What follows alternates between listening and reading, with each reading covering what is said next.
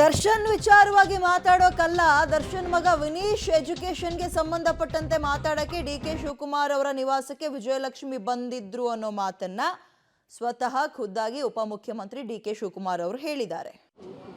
ಆಮೇಲೆ ನಾಳೆ ಮನೇಲಿ ಬೇಕಾದ್ರೆ ಬರ್ತೀನಮ್ಮ, ಬನ್ನಿ ಟೈಮ್ ಕೊಡ್ತೀನಿ, ಭೇಟಿ ಮಾಡಿ ಅಂತ ಹೇಳಿದೆ. ಸೊ ಇವತ್ತು ಟೈಮ್ ಕೊಟ್ಟಿದ್ದೆ. ಪಾಪ ಅವರ ಮಗು ನಮ್ಮ ಸ್ಕೂಲಲ್ಲೇ ನಾನು ಹಿಂದೆ ಸೀಟ್ ಕೊಟ್ಟಿದ್ದೆ. ಅವ್ರ ಮಗುಗೆ ನಮ್ಮ ಸ್ಕೂಲಲ್ಲೇ ಓದ್ತಾ ಇತ್ತು. ಈಗೇನೋ ಮಗುನ ಬಿಡಿಸ್ಬಿಟ್ಟು ಬೇರೆ ಸ್ಕೂಲ್ ಸೇರಿಸಿದಾರಂತೆ. ಈಗ ವಾಪಸ್ ತಿರ್ಗಾ ನಮ್ಮ ಸ್ಕೂಲೇ ಸೇರಿಸ್ಬೇಕು. ಇನ್ನು 14-15 ವರ್ಷ ಅಂತೆ ವಾಪಸ್ಸು ನಮ್ಮ ಸ್ಕೂಲ್ಗೆ ಸೇರಿಸ್ಬೇಕು ಅಂತ. ನಮ್ಮಲ್ಲಿ ಸೀಟ್ ಏನೋ ಕೇಳಕ್ಕೆ ಹೇಳಿದ್ದಾರೆ, ನಮ್ಮ ಪ್ರಿನ್ಸಿಪಾಲ್ ಏನೋ ಒಪ್ಪಿಲ್ಲ ಅಂತ ಕಾಣ್ತದೆ. ಅದಕ್ಕೆ ಮಗುನ ವಾಪಸ್ಸು ನಮ್ಮ ಸ್ಕೂಲ್ಗೆ ಸೀಟ್ ಸೇರಿಸ್ಕೊಡಿ ಅಂತ ರಿಕ್ವೆಸ್ಟ್ ಮಾಡೋಕ್ಕೆ ಬಂದಿದ್ದರು. ಅವ್ರು ರಿಕ್ವೆಸ್ಟ್ ಮಾಡಿದ್ದಾರೆ, ನಾನು ಪ್ರಿನ್ಸಿಪಾಲ್ಗೆ ಹೇಳ್ತೀನಿ ಅಂತ ಹೇಳಿದ್ದೀನಿ. ಯಾಕೆಂದರೆ ಅಲ್ಲೆಲ್ಲ ಫಾರ್ಮಾಲಿಟೀಸ್ ಇದೆ, ಎಕ್ಸಾಮಿನೇಷನ್ಸು ಮತ್ತೊಂದು ಎಲ್ಲ. ಸೊ ಅದಕ್ಕೆ ಹೋಗಿ ಪ್ರಿನ್ಸಿಪಾಲ್ ಹತ್ರ ಹೇಳ್ತೀನಿ, ಹೋಗಿ ಭೇಟಿ ಮಾಡಿ ಅಂತ. ಯಾಕೆಂದ್ರೆ ನಾನು ಆ ಸ್ಕೂಲ್ ನೋಡ್ತಾ ಇಲ್ಲ. ಈಗ ನನಗೂ ಟೈಮ್ ಇಲ್ಲ. ನಾನು ಒಂದು 17-8 ವರ್ಷದಿಂದ ಆ ಸ್ಕೂಲ್ ಏನಾಗ್ತಾಯಿದೆ ಅನ್ನೋದೆಲ್ಲ ನಮ್ಮ ಮಕ್ಕಳಿಗೆ ಬಿಟ್ಬಿಟ್ಟಿದ್ದೀನಿ. ಎಲ್ಲ ಅವ್ರು ನೋಡ್ತಾರೆ. ಸೊ ಆ ಪ್ರಿನ್ಸಿಪಾಲ್ಗೆ ಭೇಟಿ ಮಾಡೋಕ್ಕೆ ಹೇಳಿದ್ದೀನಿ ನಾನು. ತಿರ್ಗಿ ಎಕ್ಸಾಮ್ ಬರೀಬೇಕು ಮತ್ತೊಂದು. ಯಾಕೆಂದರೆ 14-15 ವರ್ಷ ಅಂದರೆ ಭಾಳ ಸೆನ್ಸಿಟಿವ್ ಏಜ್ ಅದು. ಸೊ ಹೋಗಿ ನೋಡಿ ಅಮ್ಮ ಅಂತ ಹೇಳಿದ್ದೀನಿ. ಕೇಸ್ ವಿಚಾರ ಯಾವುದು ಚರ್ಚೆ ಆಗಿಲ್ಲ ಸರ್? ನಟ ದರ್ಶನ್ ನಿನ್ನೆ ಹೇಳ್ತೀರಾ ನೀವು ರಾಮನಗರದಲ್ಲಿ ಹೇಳ್ತೀರಾ ನ್ಯಾಯ ಕೊಡಿಸೋ ಪ್ರಯತ್ನ ಮಾಡ್ತೀವಿ ಅಂತ. ಈಗ ಕೇಸ್ ವಿಚಾರ ಯಾವುದು ಚರ್ಚೆ ಆಗಿಲ್ಲ? ಅದೇ ಅವರು ನನಗೆ ಕೇಸ್ ಏನೋ ಕೇಳಕ್ಕೆ ಬರ್ತಾ ಇದ್ದಾರೆ ಅಂತ ತಿಳ್ಕೊಂಡಿದ್ದೆ. ಅವರು ನನ್ನ ಹತ್ರ ಕೇಸು ಏನು ಬಗ್ಗೆ ಮಾತಾಡಲಿಲ್ಲ. ನಾನು ಆ ಕೇಸ್ ಬಗ್ಗೆ ಮಾತಾಡೋಂಥ ಸಂದರ್ಭ ಇಲ್ಲ. ಈಗ ಒಂದು ಹೆಣ್ಮಗಳು ನಮ್ಗೆ ಅನ್ಯಾಯ ಆಗಿದೆ ಅಂತ ಏನಾದರೂ ಕೇಳಿದ್ರೆ ಖಂಡಿತ ನಾವು ನಮ್ಮ ಕೈಲಿ ಏನಾಗ್ತದೆ ಹೇಳ್ಬೋದಾಗಿತ್ತು. ನಾನು ಅವ್ರಿಗೂ ಹೇಳಿದ್ದೀನಿ, ನನಗೇನು ಇದಕ್ಕೆ ಸಂಬಂಧ. ಯಾಕೆಂದರೆ ನಾವು ಪೊಲೀಸು ಯಾವುದೇ ಇನ್ವೆಸ್ಟಿಗೇಷನಲ್ಲಿ ನಾವು ಇಂಟರ್ಫಿಯರ್ ಆಗೋಕ್ಕೆ ಆಗಲ್ಲ.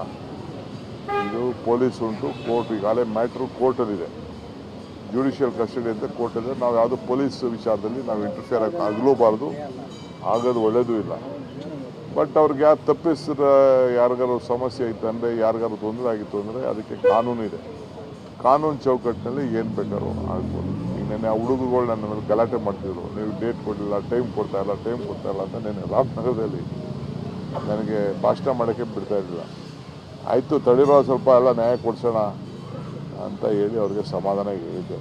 ಇವತ್ತು ಭೇಟಿ ಮಾಡ್ತೀನಿ ನಡೀರಿ ಅಂತ ಅಂದ್ಬಿಟ್ಟು ಒಂದು 15 ನಿಮಿಷ ಕೂಗ್ತಿದ್ರು ಅವರೆಲ್ಲ ಹುಡುಗರುಗಳು. ಏನು ಮಾಡ್ತೀರಿ, ನಮ್ಮ ಕ್ಷೇತ್ರದ ಹುಡುಗರುಗಳು ಅಭಿಮಾನಿಗಳಂತ ಕಾಣ್ತದೆ.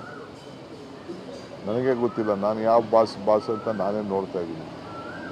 ಬಾಸ್ ನಮ್ಮ ಹಳ್ಳಿಗಳ ಕಡೆನೂ ಬಾಸ್ ಅಂತ ಅಂದ್ಕೊಂಡು ನೋಡಿದ್ರೆ ಇವೊಂದು ಫೋಟೋ ಹಿಡ್ಕೊಂಡಿದ್ದು. ಇರಲಿ ಪಾಪ, ಅದು ನಮಗೆ ಅದು ಏನು ಸಮಸ್ಯೆ ಇದೆಯೋ ಅದು ನನಗೆ ಇಂಟರ್ಫಿಯರ್ ಆಗಿ ಇಷ್ಟ ಇಲ್ಲ. ನಾನು ಐ ಡೋಂಟ್ ವಾಂಟ್ ಟು ಇಂಟರ್ವ್ಯೂನ್. ನಾನು ಪೊಲೀಸ್ ವಿಚಾರದಲ್ಲಿ ಇಂಟರ್ವ್ಯೂನ್ ಆಗೋಕ್ಕೆ ನಾನು ತಯಾರಿಲ್ಲ. ಪಾಪ ಮಗುಗೆ ಏನಾದರೂ ನನಗೆ ಸಹಾಯ ಮಾಡೋಕ್ಕಾದ್ರೆ ನಮ್ಮ ಪ್ರಿನ್ಸಿಪಾಲ್ಗೆ ಹೇಳ್ತೀನಿ. ಹೋಗಿ ಅವರು ತಾಯಿ ಮಗ ಇಬ್ಬರು ಹೋಗಿ ಭೇಟಿ ಮಾಡಿ. ಸರ್, ಅನ್ಯಾಯ ಆಗಿದ್ರೆ ನ್ಯಾಯ ಕೊಡಿಸುವಂಥ ಒಂದು ಪ್ರಯತ್ನ ಮಾಡ್ತೀನಿ ಅಂತ ನಿಮಗೇನಾದರೂ ಈ ಪ್ರಕರಣದಲ್ಲಿ ದರ್ಶನ್ ಅವ್ರಿಗೆ ಅನ್ಯಾಯ ಆಗ್ತಾ ಇದೆ ಅನ್ನುವಂಥದ್ದು ಗಮನಕ್ಕೆ ಬಂದಿದೆಯಾ? ನೋಡಪ್ಪ, ಮಾಧ್ಯಮದಲ್ಲಿ ಏನೇನೋ ಬರ್ತಾ ಇದೆ. ಮಾಧ್ಯಮದಲ್ಲಿ ಏನು ಬರ್ತಾ ಇದೆ ಅಂತ ನನಗೆಲ್ಲ ನೋಡೋಕ್ಕೆಲ್ಲ ಟೈಮ್ ಇಲ್ಲ. ಯಾವುದೋ ನಾನು ಥ್ರೆಡ್ಮಿಲ್ ಮಾಡಾಗ ಒಂದು 5 ನಿಮಿಷ ನಾನು ನೋಡ್ತೀನಿ ಅಷ್ಟೇ. ಅದು ಬಿಟ್ಟರೆ ಮಿಕ್ಕಿದ ವಿಚಾರ ಎಲ್ಲ ನನಗೆ ಗೊತ್ತಿಲ್ಲ. ಇದು ಸ್ಕ್ರೋಲಿಂಗಲ್ಲಿ ಒಂದು ಬರ್ತಾ ಇರ್ತದೆ, ಒಂದೊಂದು ಟಿ ವಿಯವ್ರು ಒಂದೊಂದು ಥರ ಹೇಳ್ತಾ ಇರ್ತಾರೆ. ಆ ಆಧಾರದ ಮೇಲೆಲ್ಲ ನಾವು ಕೂತ್ಕೊಂಡು ನಾವು ತೀರ್ಮಾನಕ್ಕೆ ಬರೋಕ್ಕಾಗಲ್ಲ. ಸೊ ನಾನು ಹೋಮ್ ಮಿನಿಸ್ಟ್ರು ಅಲ್ಲ. ನನಗೆ ನನ್ನ ವ್ಯಾಪ್ತಿಯಲ್ಲಿ ಏನಾದರೂ ಇತ್ತು ಅಂತಂದರೆ ಏನು ಅಂತ ನೋಡ್ಬೋದಾಯ್ತು. ಐ ಡೋಂಟ್ ವಾಂಟ್ ಟು ಇಂಟರ್ವ್ಯೂನ್ ವಿತ್ ದಟ್. ಒಂದು ವೇಳೆ ಈ ಪ್ರಕರಣದಲ್ಲಿ ವಿಜಯಲಕ್ಷ್ಮಿ ದರ್ಶನ್ ಅವರು ಮತ್ತೆ ನಿಮ್ಮ ನೆರವು ಕೇಳಿದ್ರೆ ನೀವು ಸಹಾಯ ಮಾಡ್ತೀರಾ ಸರ್? ನೇರು ನಾವು we can't ಇಂಟರ್ವ್ಯೂನ್ with the police investigation. We can't ಇಂಟರ್ವ್ಯೂನ್ with the police station. ಈಗ ನಾನು ಅವ್ರು ಬಂದು ನಾನು ಭೇಟಿ ಮಾಡ್ತೀನಿ ಅನ್ನೋರು ನಾನು ಹೆಂಗೆ ನಿರಾಕರಣೆ ಮಾಡಲಿ? Being in public life. ಜೊತೆಗೆ ಆ ಹೆಣ್ಮಗಳು ಬರೀ ನಮ್ಮ ಸ್ಕೂಲ್ ಪಕ್ಕನೇ ಇದೆ. ನಮ್ಮ ಸ್ಕೂಲ್ ಇರೋದು ಅವ್ರ ಮನೆಯೆಲ್ಲ ನಮ್ಮ ಸ್ಕೂಲ್ ಕೆಳಗಡೆನೇ ಇರೋದು, ನಮ್ಮ ಲೋಕಸಭಾ ಕ್ಷೇತ್ರದಲ್ಲೇ ಇರೋದು. ಆ ಮನೆಯೆಲ್ಲ ಇರೋದೆಲ್ಲ ಅಲ್ಲೇ. ಈಗ ನಾನು 100 ಜನ ಬರ್ತಾ ಇರ್ತಾರೆ. ಈಗ ನಾನು ಬಿಟ್ಟು ನೋಡಿ ಇಷ್ಟೊಂದು ಜನ ಬಂದವ್ರೆ. ನಾನು ಅವ್ರನ್ನ ಬೇಡ ಈಗ ನೀವು ಬಂದಿದ್ದೀರಾ ನಾನು ನೋಡೋಕ್ಕೆ. ಈಗ ನನ್ನ ನೀನು ನೋಡೋಕ್ಕಾಗಲ್ಲ ಅಂತ ತಳ್ಳಿದ ತಕ್ಷಣ DK ದುರಹಂಕಾರಲ್ಲಿ ಭೇಟಿ ಮಾಡಿದೆ ಹೊಂಟೋದ ಅಂತ ನೀನೇ ಹೇಳ್ತೀಯ. ನೀನೇನು ಕಡಿಮೆನಾ ನೀನು? ಇವನೊಂದು ಕ್ವಶನ್ ಕೇಳ್ತಾನೆ. ಸೊ ಭಾಳ ಅಸಭ್ಯದಿಂದ ಮಾಧ್ಯಮದವ್ರನ್ನ ನೋಡಿಕೊಂಡ್ರು ಅಂತ ಹೇಳ್ತೀವಿ. ಸೊ ಹಂಗೆ ಏನು ಮಾಡ್ತೀಯ ಪಾಪ ಹೆಣ್ಮಗಳು, ಅವರು ಪ್ರಾಬ್ಲಮ್ಮು, ಫ್ಯಾಮಿಲಿ ಪ್ರಾಬ್ಲಮ್ಮು, ಆ ಮಗು ಪ್ರಾಬ್ಲಮ್, ಎಲ್ಲರಿಗೂ ಮಕ್ಕಳ ದೊಡ್ಡದಲ್ವಾ. ಅಲ್ಟಿಮೇಟ್ಲಿ ನಿಮ್ಮ ಮಕ್ಕಳಾದ್ರೆ ನಮ್ಮ ಮಕ್ಕಳಾದ್ರೇನು ಪಾಪ ಭಾಳ ಮಗು ಎಜುಕೇಷನ್ ಬಗ್ಗೆ ಅವ್ರಿಗೆ ಕನ್ಸರ್ನ್ಡು. ಅಟ್ಲೀಸ್ಟ್ ನನಗೆ ಭಾಳ ಸಂತೋಷ ಏನಾಯಿತು ಅಂದರೆ ಆ ಮಗು ಎಜುಕೇಷನ್ ಬಗ್ಗೆ ಪಾಪ ಭಾಳ ಯೋಚನೆ ಮಾಡ್ತಾರೆ. ಯಾಕೆಂದರೆ ಅವ್ರಿಗೂ ಬೇರೆ ಬೇರೆ ಸ್ಕೂಲ್ಗಳಲ್ಲೆಲ್ಲ ಮಗುಗೆಲ್ಲ ಕ್ವಶನ್ ಮಾಡ್ತಾಯಿರ್ತಾರೆ. ಸೊ ಈ ಮನೆ ಎದುರುಗಡೆ ಹೋಯ್ತಾ ಬರ್ತಾ ಇರ್ಬೋದು, ಅದೆಲ್ಲೋ ದೂರ ಹಾಕ್ಬಿಟ್ಟಿದ್ರಂತೆ ಎಲ್ಲೋ, ನನಗೆ ಗೊತ್ತಿಲ್ಲ ಅದು ಯಾವ ಸ್ಕೂಲು, ಯಾವುದೋ ಸ್ಕೂಲ್ ಅಂತ ಹೇಳ್ತಾಯಿದ್ರು, ಯಾವುದೋ ಒಂದು ಇಂಟರ್ನ್ಯಾಷನಲ್ ಸ್ಕೂಲ್ ಟೈಪ್ ಹಾಕ್ಬಿಟ್ಟಿದ್ರು. ನಮ್ಮಲ್ಲೇ ಓದ್ತಾಯಿತ್ತು. ಲಾಸ್ಟ್ ಇಯರ್ ಅವರು ಸ್ಕೂಲ್ ಬಿಟ್ಟಿರೋದು ಸರ್, ಈ ವರ್ಷ ಅಲ್ಲ. ಅದೇ ನಮ್ಮಲ್ಲೇ ಓದ್ತಾಯಿತ್ತು, ನನಗೆ ನೆನಪಿದೆ. ಅವನು ಪೇರೆಂಟ್ ಬರಲೇಬೇಕು ಅಂತ ನಮ್ಮ ಸ್ಕೂಲಲ್ಲಿ ಗಲಾಟೆ ಮಾಡಿ ಪೇರೆಂಟ್ ಕರೆಸಿ ಬುದ್ಧಿವಾದ ಹೇಳ್ತಾರಂತೆ. ಇಲ್ಲಿ ಮಕ್ಕಳದು ಬಿಹೇವಿಯರ್ ಬಗ್ಗೆನೂ ಪೇರೆಂಟ್ನ ಕರೆಸ್ತಾ ಇರ್ತಾರೆ ನಮ್ಮಲ್ಲಿ, ವರ್ಷಕ್ಕೆ 2 ಸತಿ ಕರೆಸ್ತಾ ಇರ್ತಾರೆ. ಈತನೂ ಹೋಗಿದ್ದಂತೆ. ಈಗ ಕಲ್ಲೇಶನ್ ಅವರು ಅಧಿಕಾರಿಯನ್ನು ಇಡಿಗೆ ದೂರು ಕೊಟ್ಟಿದ್ದಾರೆ.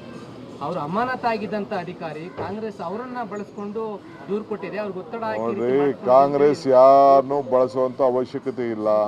ಅವನು ದೂರು ಕೊಟ್ಟಿದ್ದಾನೆ, FIR ರಿಜಿಸ್ಟರ್ ಮಾಡಿದ್ದಾರೆ. Don't want to ಇಂಟರ್ವ್ಯೂನ್.